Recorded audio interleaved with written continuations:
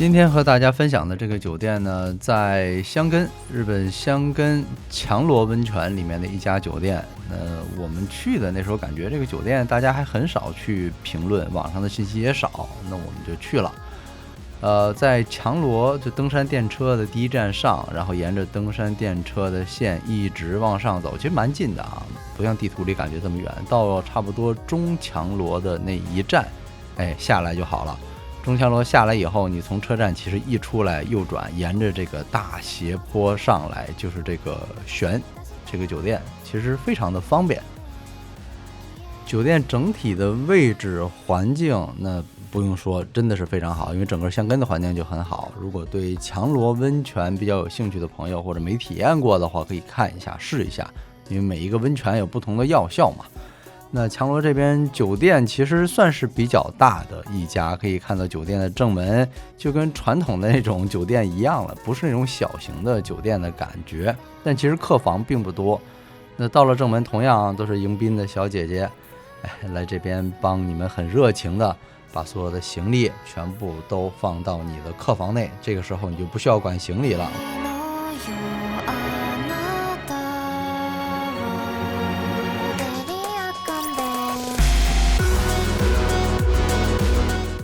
酒店的大堂可以看出来，就和咱们很多小的日式的温泉酒店不太一样，就它这种就比较像是咱们在北美这边看的那种酒店大堂的感觉。当然进来的一些传统啊，简单的一些欢迎的小果子，对不对？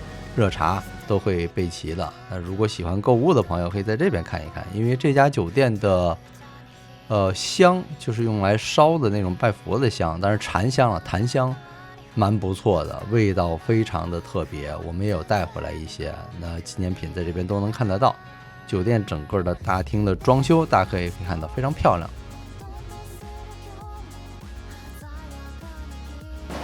需要什么他们也可以帮你。工作人员相当于一个准备区、备餐区。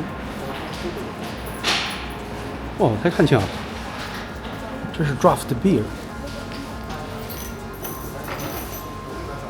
啤酒广告，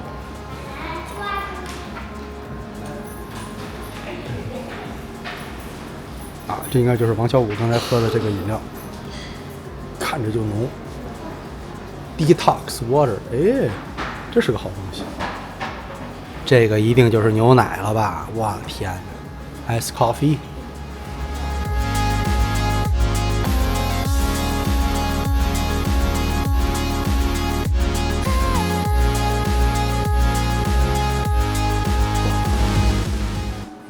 这边有一个专门供腿脚不方便的人士使用的一个升降梯，你直接到客房的楼层。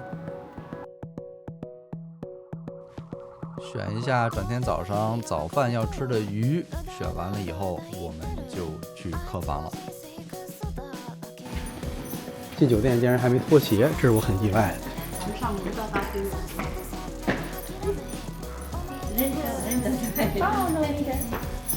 Magazine。DVD。所有的客室。一号是毕业，一楼是大浴场、宴会场，所有的房间。这字谁认识？一个口一关，叠吗？还是嗲呀？好，进屋了，这我们要脱鞋了。OK， 一进门这边先是睡觉的区域，榻榻米，再转过来，这小就餐区，所谓的小。我们这边客厅，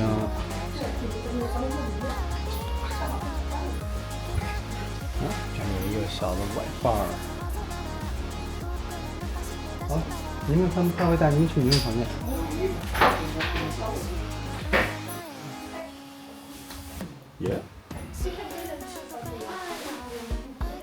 哦，这个淋浴的地儿酷。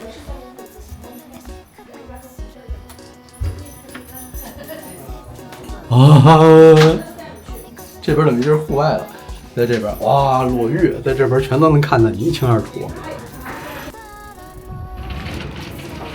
一拉开，直接就一个超大的泡澡，这是我看着这个房间其中的一个原因，因为它泡澡这个地儿特别大，可以全躺下来，水已经准备好了。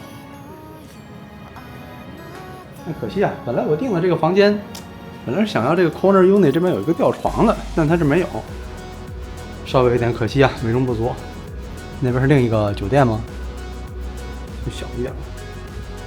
哇，这还有一个镜子 ，Hello， 看，这个景观无敌了吧？一个，哎，温泉酒店的小冰箱都要看一看，看到没？这是要准备的，亮亮，小果子，这些都是包含在房间内的，随便喝随便吃。那2个小碗上来是他的。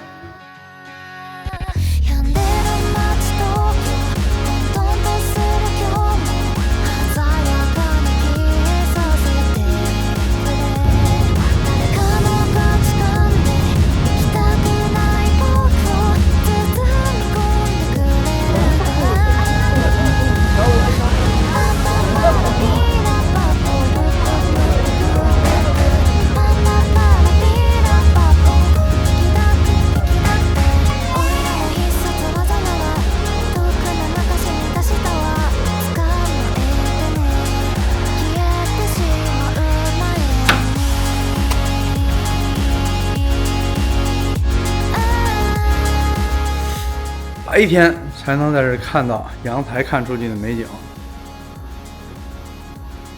一缕阳光洒在那个山腰上面，上面全是云里雾里，真的是漂亮。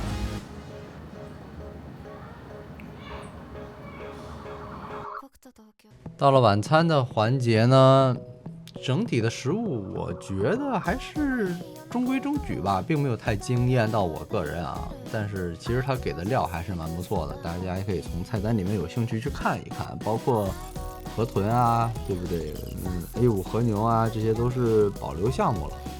但是主要吃的就是清淡嘛，那华夷食也是以清淡为主。你想吃的太油腻或者是太浓重的口味，也是确实吃不到的。那食材的品质肯定是没问题的。唯一小吐槽的一点啊，就是我一直不太喜欢这种手搓的 wasabi， 就是辣根啊，自己要手搓，一直搓不太好，可能是我自己的技术问题，所以搓半天只能搓出这么一点。那开始进入一些热食的环节呢，比如说眼前的这个烤鱼啊，配的是带子，上面是一些那个鱼子是柚子的酱，还蛮清淡，口味就很清香吧，只能说是清香。然后淡淡的鱼的鲜味，几乎吃不到任何的腥味了，因为本身食材的品质确实是很好。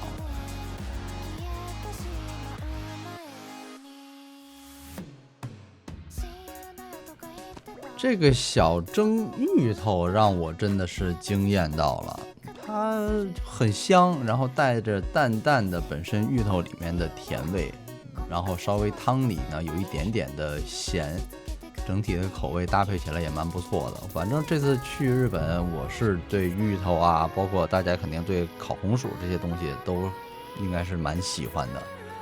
反正至少北美这边的红薯你烤不出那种感觉。紧接着这道菜呢，应该就算是当天晚上的重头了吧，因为这个是河豚，日本河豚天妇罗，那等于是2个河豚的尾部，然后这样炸出来的形状。而且有意思的是，当时他跟我说的时候，第一反应我没有反应过来是河豚，因为他跟我说的是blowfish， 那我一直以为河豚都是那个 puffy fish。但实际上 blowfish、puffy fish 都是河豚，只不过就英文的叫法不一样而已，所以我第一时间还没有反应过来。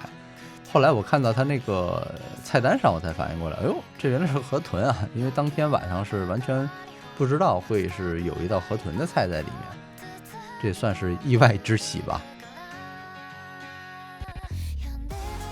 经过前面的烤鱼啊、河豚呢，现在基本上就到了保留环节了啊，基本上怀石都会有一个茶泡饭。那开始我很不习惯啊，就米饭本来蒸得好好的，你放那么多茶进去或者是汤进去，泡得软软的，但你搭配上旁边的这些咸菜，就你吃多了以后发现，还不错，有点像上海的那个泡饭的感觉，是不是？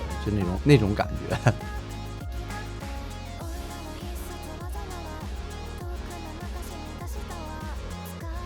泡饭吃的差不多的时候，旁边的这个荷叶包的慢烤和牛就好了。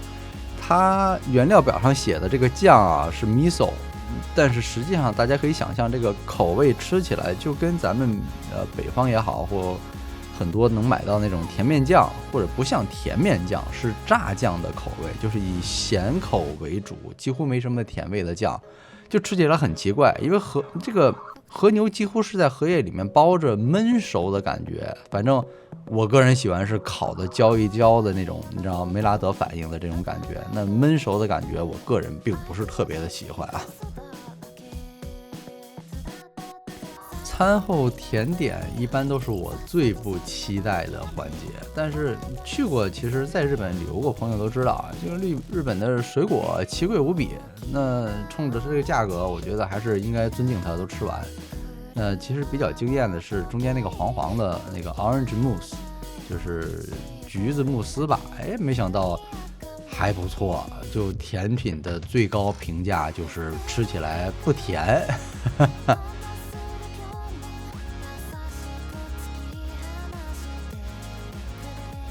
那么带大家完整的逛一下客房好了，因为这次其实我们订了2个房间，家里人住在另外一边，我们住在这边。那我们这个是拐角的一间，一进门以后有个小的玄关，正面对的其实是个半位啊，然后你的鞋呀就是放在你自己的房间这边，不像很多日式的酒店，就是你的鞋都是留在大堂的，进酒店的时候全部统一保管了。那因为它可能规模稍微大一些吧，那进来可以看到空间确实没有问题，我们那个时候订的，实际上我感觉价格还不贵呢，但是现在再看，确实价格比那个时候要贵很多了。当然，整体这一年物价反正变化也很大。那玄关地方呢，隐私也不错，做了一个小的隔断，可能看着就很传统的日式的风格的室内装修。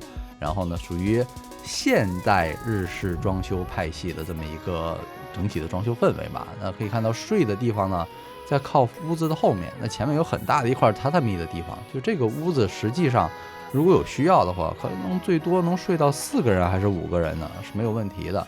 那我榻榻米那边呢，就是让小朋友体验，小朋友去睡的，那我们就睡上面。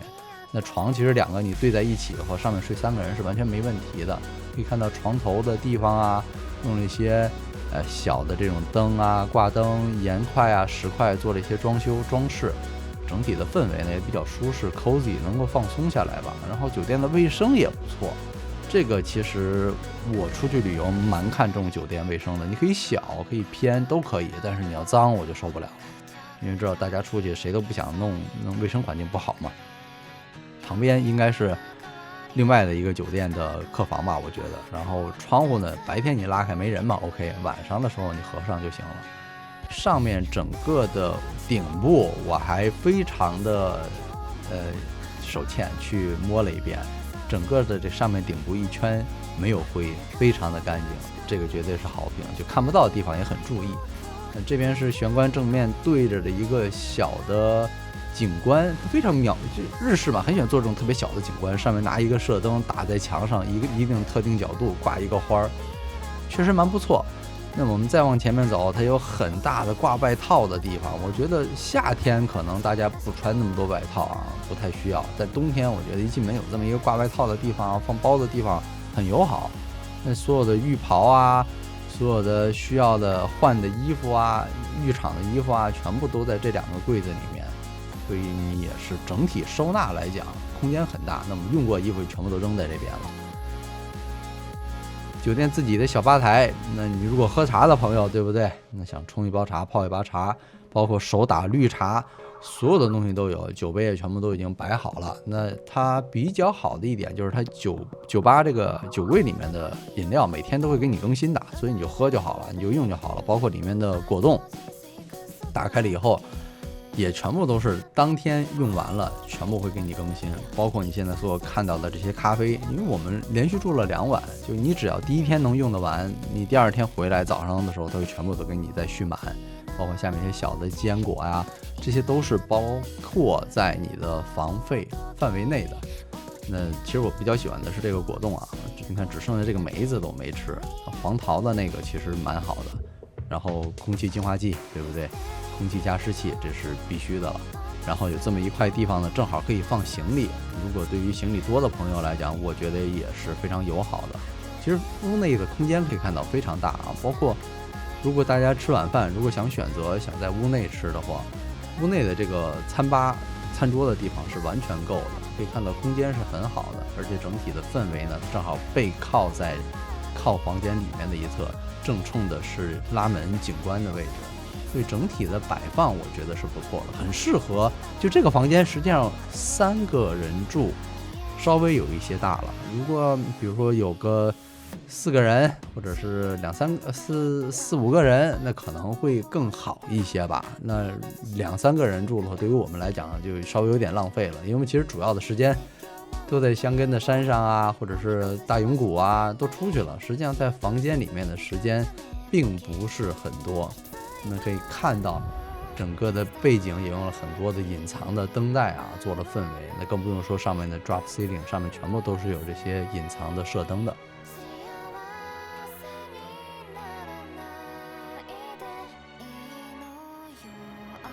那整个的客厅这边放了一个转角的沙发，那唯一用这个电视的呢，可能就是小朋友了，别的人应该不会在这个环境下能看得进去电视吧？你看眼前的景观不比电视要强得多吗？那真的是大落地窗，直接看出去，那就跟画一样的景观啊！而且空气又好，环境又好，关键又安静，你也不需要担心隐私的问题。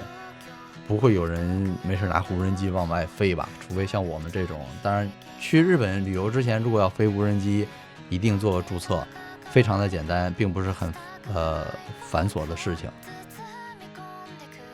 化妆用品呢，给的 Mikimoto， 那整体来讲的话还是可以的。那这个牌子我是不认识，反正我老婆他们都是比较熟悉这些化妆品的东西。我个人对这些是不感冒的，我比较感兴趣的还是眼前看的景观的部分。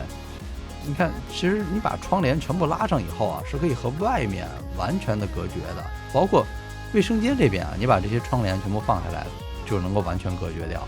所以它也是考虑的很周到嘛，不可能让你没有窗帘嘛。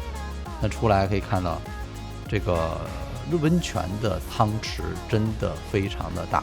然后吊床我找到了，在里面收起来了。那我挂在了上面以后，没事坐在这边逛一逛，看着远处的景观。真的非常好，只不过就是冬天啊，确实比较冷，外面你衣服比较少的话，坐不太住人而已。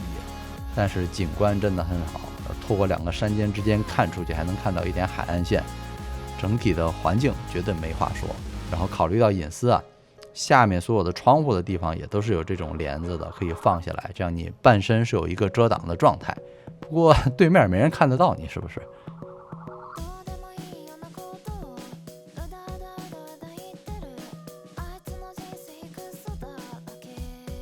在最后呢，给大家看一下我们早餐的东西。早餐其实比较简单，就是很典型的日式早餐的规格，配一个烤鱼，简单的各种腌咸菜、沙拉、水果，然后包括蒸米饭、miso soup、蛤蜊汤这些东西，然后还有一个 yogurt 冰淇淋。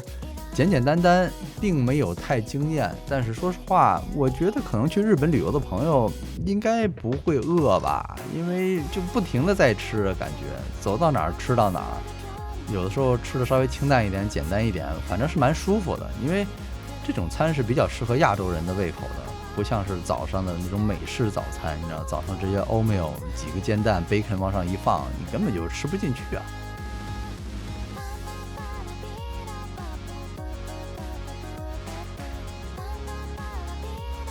这一期酒店旅行的分享呢，就和大家分享到这里了，感谢大家的收看，我们下期再见，拜拜。